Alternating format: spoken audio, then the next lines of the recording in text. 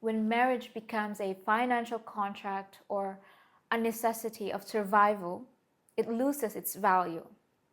It becomes something people feel stuck in rather than something they want to cherish forever. Before we get started, let me ask you a question. If divorce became legal in the Philippines, how many marriages do you think would survive? And how many would end the same day? Drop your thoughts in the comment section below and let's discuss it. Now, marriage at its core is supposed to be a commitment, a vow that you both make to honor and to cherish your loved one through thick and thin, in sickness and in health, till death do you part. But what would happen if people treated marriage as a game? What would happen when your partner stays with you even though that marriage is not built on love but on survival? In this video, we are diving deep into a topic that often goes unspoken, and that is why some Filipinas feel stuck in unhappy marriage with foreigners. These women aren't staying because they are in love. They're staying because leaving could mean losing everything. And you know what they say? No money, no honey. Some Filipinas who married a foreigner aren't living a fairy tale life as they had anticipated. You see them posting happy photos online when in fact their marriage is far from it. In fact, some are barely surviving and they are stuck in a situation that they can't escape. But let me make this clear. This is not about attacking any Fil-am relationship, since I know everybody is different and every marriage, every relationship is unique. But it is important to have an honest conversation about some struggles that are happening and why some women feel like they have no way out. So, the first reason, I call it the golden cage. On the outside, it looks like a dream come true for others. For some Filipinas, they think that they have found a way out. But the truth is, for some, it is a golden cage. It is not about freedom anymore, but it is about fear. These Filipinas who stay in a miserable marriage aren't in love, but they stay because they are scared of what would happen next if they left the marriage.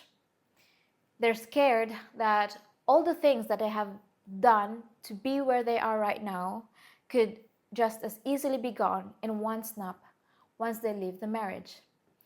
I mean, the thought of just walking away is quite terrifying, and the idea of starting over again with no resources, no support or whatsoever, that's just a nightmare.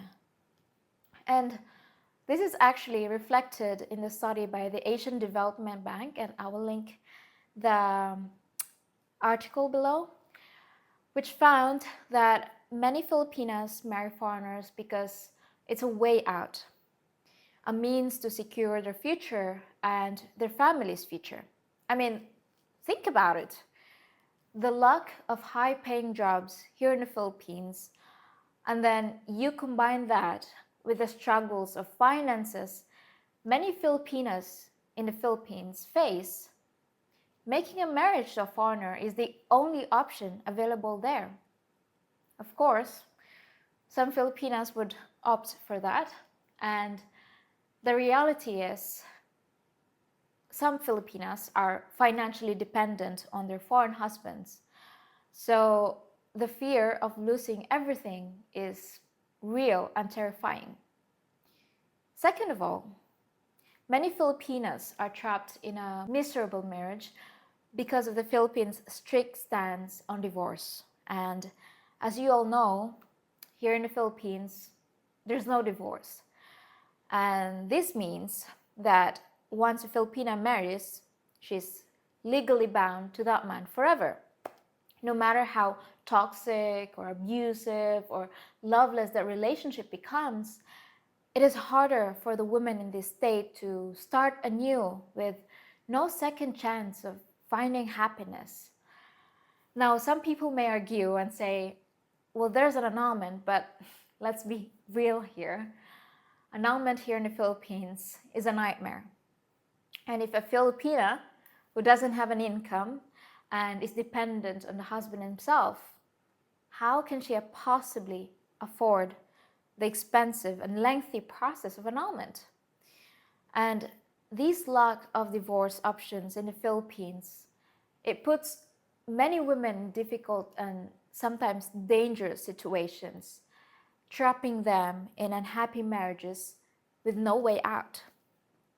Also, even if you have money, annulment can take up to several years and will cost you an arm and a leg. In the end, many just give up before even trying. And if a Filipina who is married to a foreigner, while that foreigner he goes back to his own countries, he files for divorce, and then he comes back here, he is free to marry, and then he just move forward. But for her, the Philippines still consider her married unless she goes through a costly and time-consuming court process to get her divorce officially acknowledged. And without it, she cannot remarry or legally move on, whereas the foreigner has already begun a new life with someone else.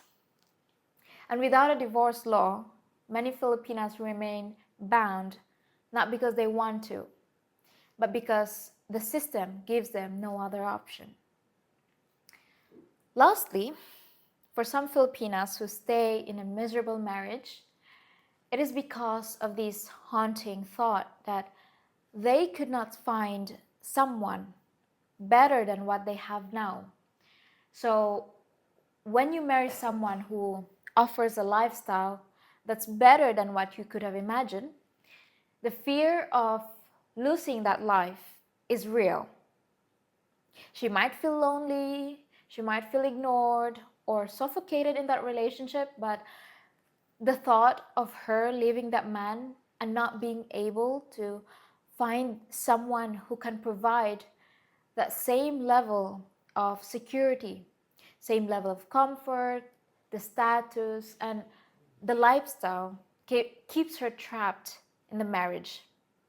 The fear of ending up with someone who can't offer her the same lifestyle and the thought of going back to square one with nothing is so terrifying that some Filipinas, they just choose to stay, not because they don't want to, but because they don't have any other choice but to stay, or else they will risk losing everything they have worked for and be left with nothing.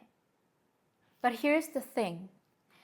Marriage is meant to be a commitment, promising the person you truly care for that you'll be there for them through thick and thin.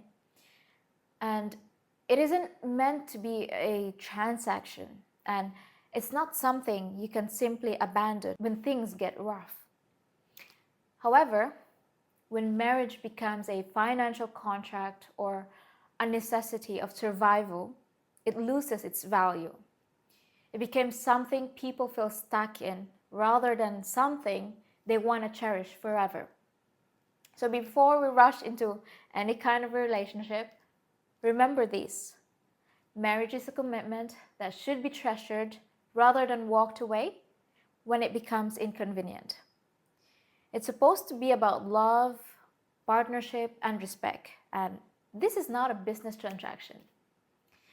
And with that, I would like to end this video by saying that no, I don't feel trapped in my marriage. I love my husband to death, and in another lifetime, I would choose him over and over again. I would even take a bullet for that man. I am compelled to say these things to all of you because I know that you guys will comment something like, I made this video because I am stuck and I have a miserable marriage, which is wrong, by the way.